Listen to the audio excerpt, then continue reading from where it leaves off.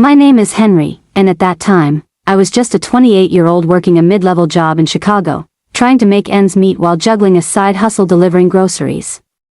Life was, okay. Routine. Safe. Predictable. Until Eunice walked into my life and turned everything upside down. We met at a Saturday night food festival downtown. She had this aura, like she owned the night without even trying. I had been with a group of friends, sampling street tacos and debating over craft beers, when I noticed her laughing across the crowd. Her laugh was contagious, and I swear it made the music fade into the background. I abandoned my friends and walked over, trying to play it cool. By the time I reached her group, she had already noticed me. Her eyes locked onto mine, and something clicked instantly.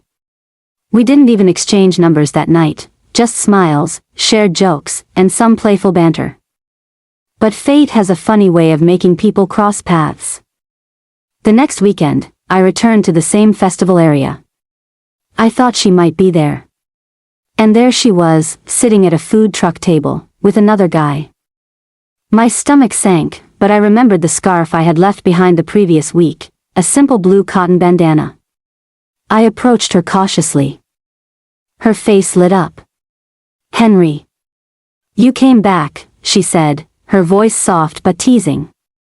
Then, leaning closer, I whispered to her, "Have you told him he just escorted someone else's date to their future husband?" She laughed, though my brain was screaming, "Who's the future husband?" We exchanged a few more laughs, but I didn't save her number. Instead, I saved her friends. Jokingly telling him, "Hey, I'll be checking on your friend. Treat her well, or the whole city knows about it." The guy chuckled, thinking I was joking. I didn't realize it at the time, but Eunice was already caught in a toxic relationship. She had been enduring emotional abuse from her ex, someone who made her life a living nightmare. That evening, she even tried to hint at her struggles, but I was too wrapped up in the thrill of our connection to notice the depth of her pain. Fast forward a week, and I got a call from her. Her voice was weak, almost trembling. "Henry. I need help. I can't even get out of bed. I feel sick and overwhelmed." My first thought? Is she okay? I rushed over, forgetting everything, my side hustle, my errands, my plans. When I arrived, I became her makeshift nurse. I massaged her back, brought her soup, and tried to comfort her. And then, the air shifted. Our hands brushed, our eyes met, and before we knew it, we kissed. The moment was electric, but I didn't notice the shadow at the doorway until a deep, thunderous voice boomed. "Between humiliation and chaos, which one will you choose?" Her father. Standing there like he had dropped from the clouds, his face red with anger. Time froze. My stomach flipped.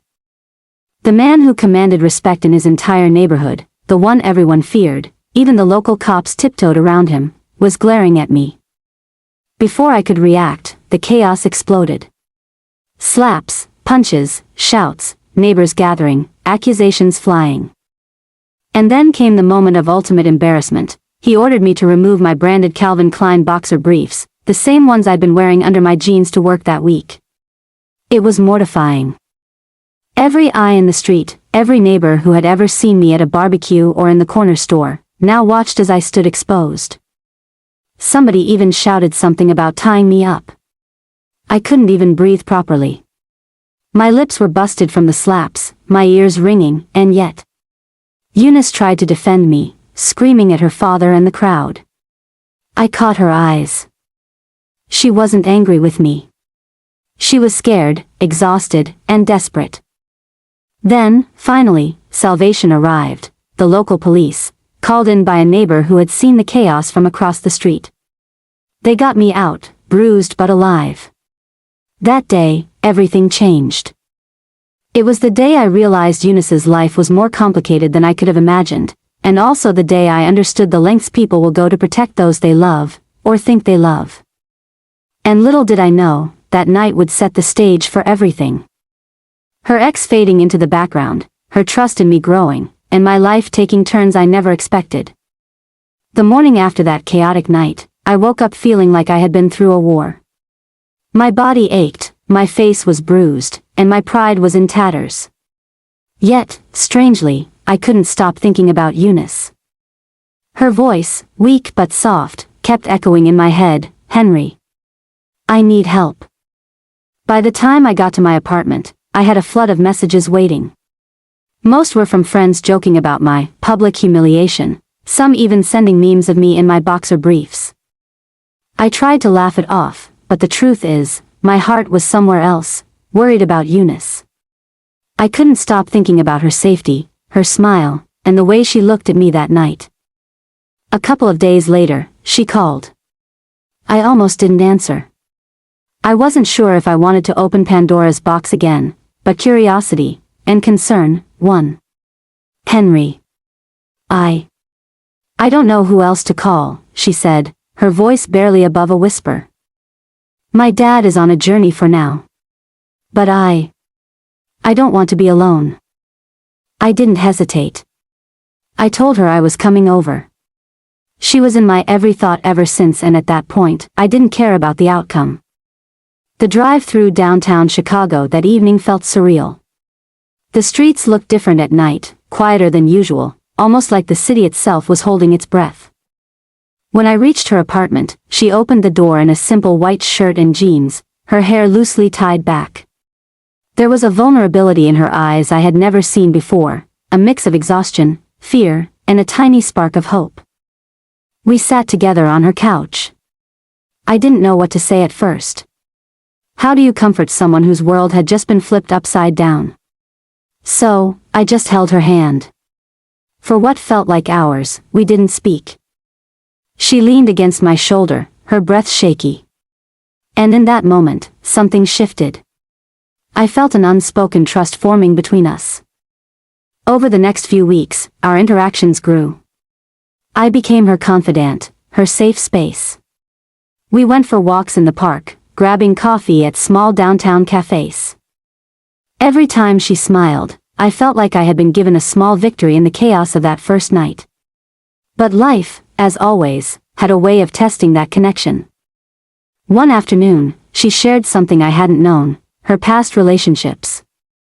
Every story, every heartbreak, every betrayal, made me realize how much she had endured. She wasn't unlucky in love, she had just faced the wrong men at the wrong times. Listening to her, I couldn't help but admire her resilience. It also made me painfully aware of the fine line between love and protection, desire and responsibility. Our moments together grew more intimate, not physically, not at first, but emotionally. I learned her favorite songs, her childhood memories, the tiny things that made her laugh. And with each conversation, I noticed her walls slowly coming down. She began to rely on me, not just for comfort, but for counsel. One evening, after a long day, we found ourselves sitting on her balcony, overlooking the city lights. She turned to me, eyes shimmering, and said, "Henry. I don't know why, but I feel safe with you. I don't know if it's right, but I can't stop thinking about what happened." Her honesty hit me hard. This was not just a fleeting attraction, this was trust, raw and fragile, growing between us.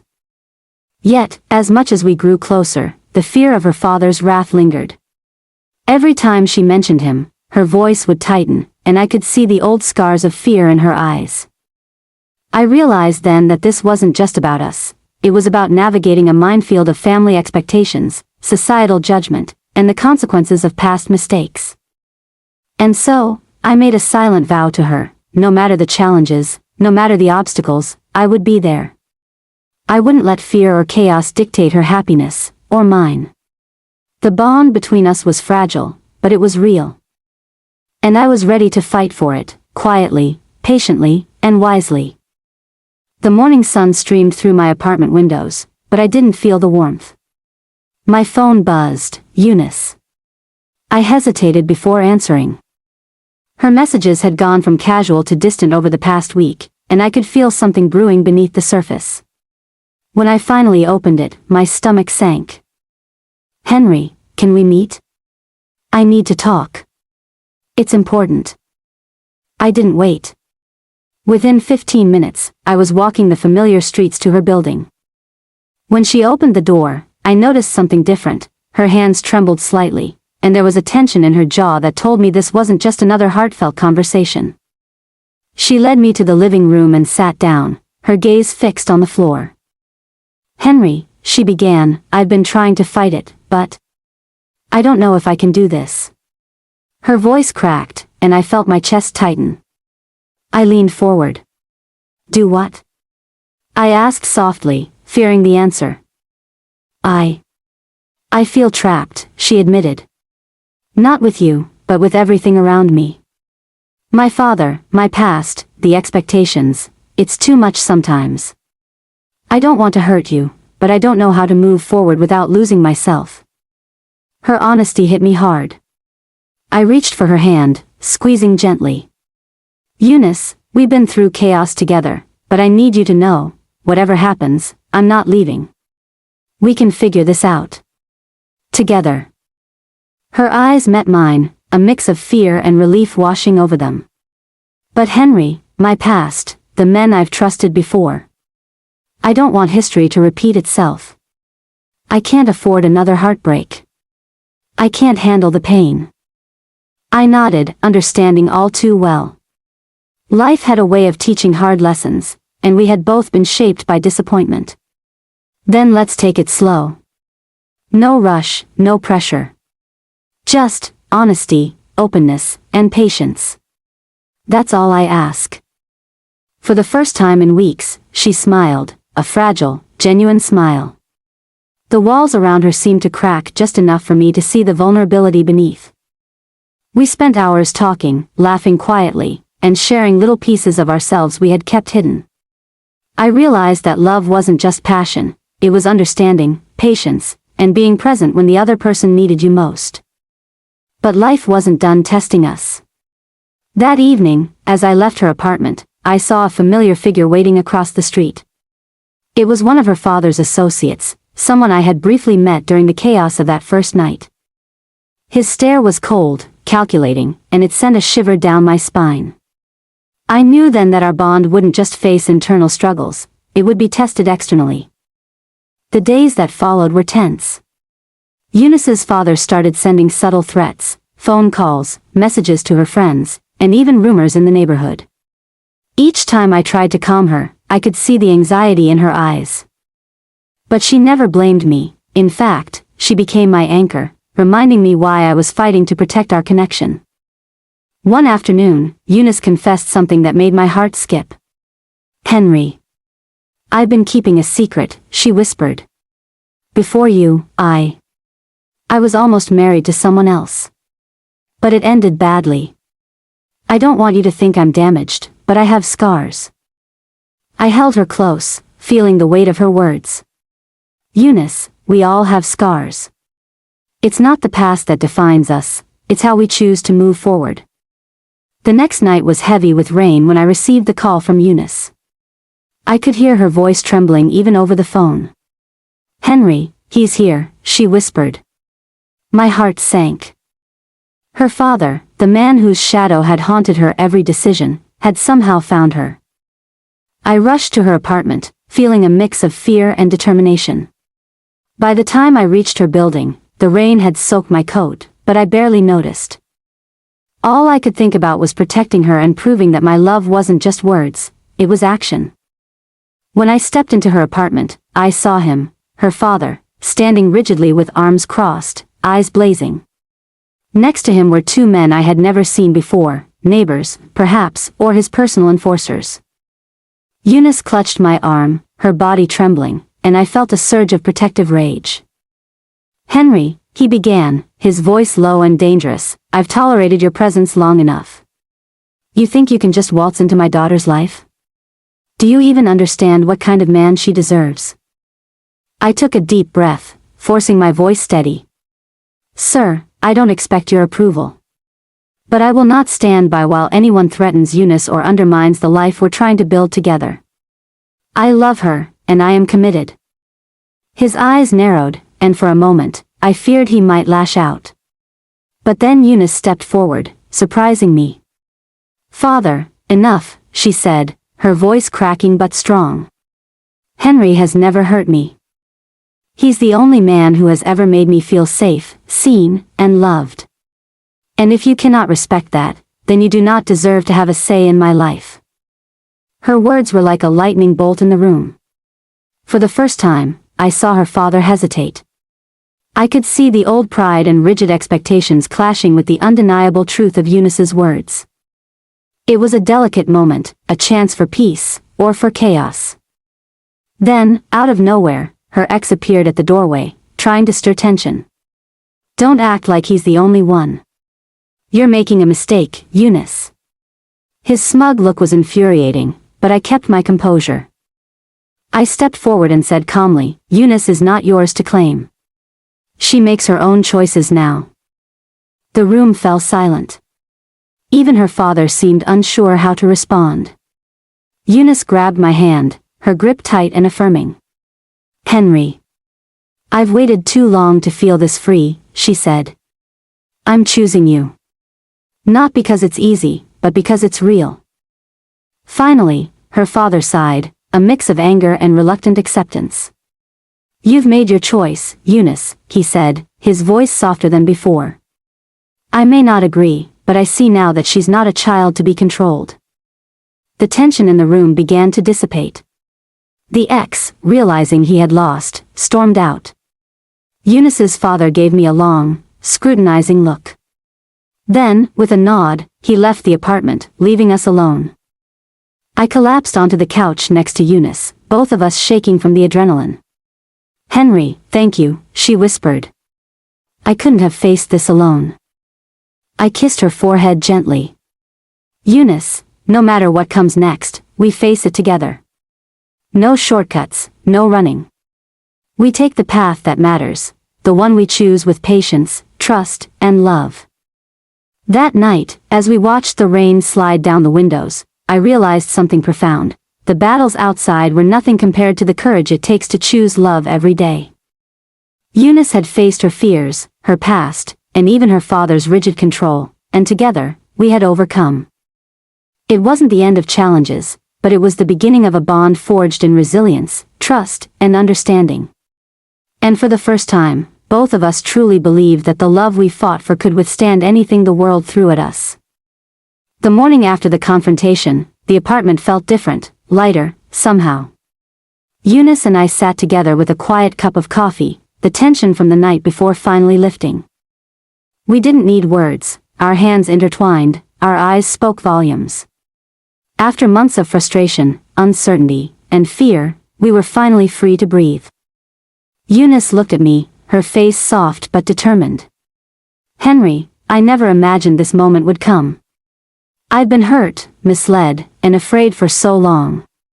But being with you, it feels like home." I smiled and gently squeezed her hand.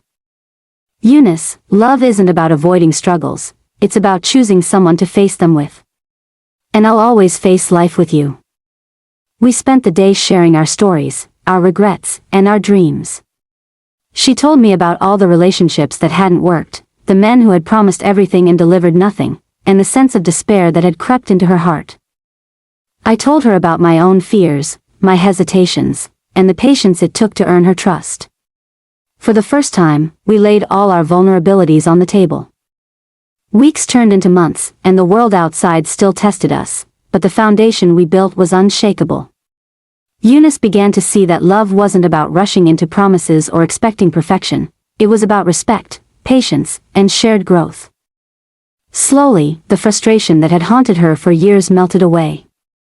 One evening, while walking through the city streets, she stopped me near a quiet park. "Do you remember the first time we met?" she asked, her eyes glimmering with emotion.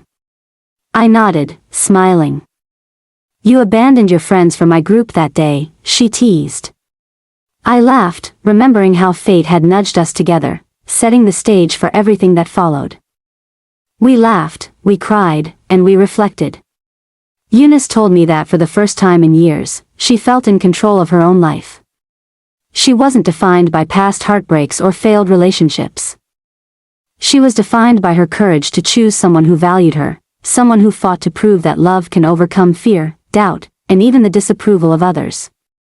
As our relationship blossomed, we faced small disagreements, moments of insecurity, and the usual challenges that come with building a future together. But each time, we remembered the lessons from the chaos we survived. Patience, honesty, and unwavering support weren't just words, they were actions that shaped our life. Eunice often looked at me and said, "Henry, it's not just about finding love. It's about choosing it every day, even when it's hard." And I realized she was right. Relationships aren't built on excitement alone, they're built on daily choices, sacrifices, and shared resilience. Then came the day I proposed. We were at the park where we first truly connected, the autumn leaves swirling around us like a gentle celebration. I knelt, heart racing, and asked Eunice to be my partner for life. Her tears glistened in the sunlight as she said yes, a word that carried every hope, struggle, and victory we had shared. Our families, once skeptical and divided, eventually witnessed our commitment. Her father softened, realizing that the love we had cultivated wasn't fleeting, it was real, patient, and transformative. Even friends who had doubted us celebrated our union, acknowledging that true connection requires time, understanding, and the courage to face life's storms together. Looking back, Eunice often tells me that the journey was harder than she ever imagined, but every trial shaped her into the woman she had become, strong, compassionate, and wise. And I see it too. The woman I fell in love with isn't just beautiful on the outside, she's resilient, intelligent, and unstoppable. And together, we've built something that no past heartbreak, fear, or obstacle can shake. As the sun set that evening, painting the city in gold, Eunice rested her head on my shoulder. I whispered, "We did it. We fought for love, and it won." She smiled, knowing that this victory wasn't just ours, it was a message to anyone who's ever felt lost in love. Patience, honesty, and courage will guide you to the life you deserve. Eunice's story isn't just hers, it's a story for anyone who's ever felt stuck, frustrated, or hopeless in love. If you've ever struggled to find the right person, faced heartbreak, or wondered if patience and resilience really pay off, this story is for you. I want to hear from you. Have you ever been in a situation where love tested your patience? Drop your experiences in the comments, let's talk about it and support each other. If you found this story inspiring, make sure to hit that like button, subscribe, and turn on notifications so you never miss a story that will make you laugh, cry, and think twice about life and love. Remember, the right person is worth waiting for, and the lessons you learn along the way will shape your journey. So, join the conversation, share your thoughts, and let's grow together as a community that values love, patience, and resilience.